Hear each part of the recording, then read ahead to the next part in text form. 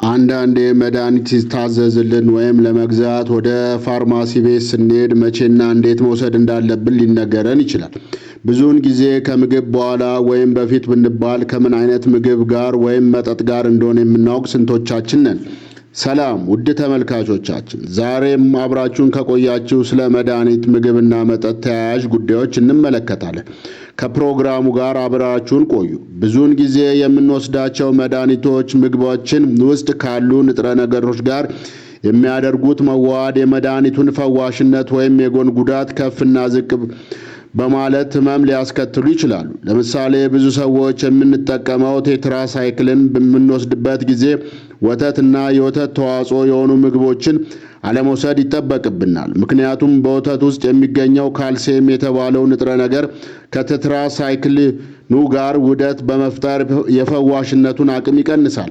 ከጸረ ሕዋስ መድኃኒቶች ውስጥ የልብ ድካም መድኃኒቶች እና የደም መርጋትን የሚከላከሉ መድኃኒቶች የኬሚካል አወቃቀራቸው ከፕሮቲን ምግቦች ጋር ተመሳሳይነት ያለው ሲሆን እኒህን አይነት መድኃኒቶች በምንወስድበት ሰዓት በፕሮቲን የበለጸጉ ምግቦችን ወይም የስጋ ውጤቶችን እንደ አሳ፣ ዶሮ፣ አይብና የመሳሰሉትን ምግቦችን መቀነስ አስፈላጊ ነው።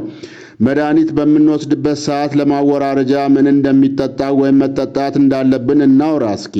መቼም ብዙዎቻችን መድኃኒት በምንወስድበት ሰዓት የምንውጠው በውሃ ነው ብዬ አስባለሁ። አንዳንድ ጊዜ መድኃኒት ለመውሰድ ፊት ለፊታችን ወይም በቅርበት ያገኘነውን ለምሳሌ ወተት፣ ለስላሳ መጠጦች እንደ ሻይ ቡና የመሳሰሉትን የምንጠቀም አንጠፋም። እዚህ ላይ ልብ ማለት ያለብን ጉዳይ ፈሳሾቹ አወሳሰድ ላይ የራሱ የሆነ ተጽዕኖ ማሳደራቸውን መዘንጋት የለብንም። ለምሳሌ አልኮል እና መድኃኒት አብሮ መውሰድ ለጤናችን አስጊ መሆኑን ማወቅ አለብን። ለዚህም ምክንያቱ አልኮል መጠጦች ውስጥ የሚገኘው ኢታኖል ብቻውን እንኳ በሰውነታችን ላይ ከፍተኛ ጉዳት ሊያደርስ የሚችል መሆኑን ነው። ከዚህም ሌላ የደም መርጋትን ለመከላከል መድኃኒትን በምንወስድበት ሰዓት የአልኮል መጠጥ መጠቀም አልኮሉ የመድኃኒቱን አቅም ከፍ በማድረግ በቀላሉ ሊቆም የማይችል የደም ማነስን ሊያስከትል ይችላል።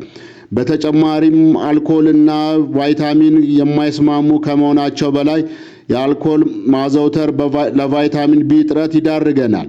ስለዚህም ከጠጣ መድኃኒት አትውሰድ። መድኃኒት የምትወስድ ከሆነ አትጠጣ።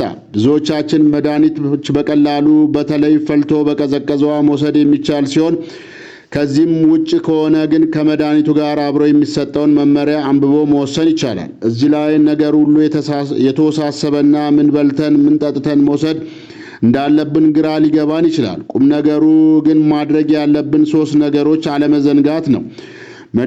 አንደኛ መድኃኒትን ከሚያዞሎ ባለሙያ ግንዛቤ ማግኘት ነው። ሁለተኛ መድኃኒትን ሲገዙ አብሮ የሚሰጠውን መመሪያ አንብቦ መረዳት ነው። ሶስተኛ መድኃኒቱን እንዴት መውሰድ እንዳለብዎ ካላወቁ በውሃው ይውሰዱ። ሰላም ውድ ተመልካቾቻችን፣ የዛሬውን በዚህ አበቃን። በተመሳሳይ ፕሮግራም እስከምንገናኝ ድረስ ቸር ቆዩልን።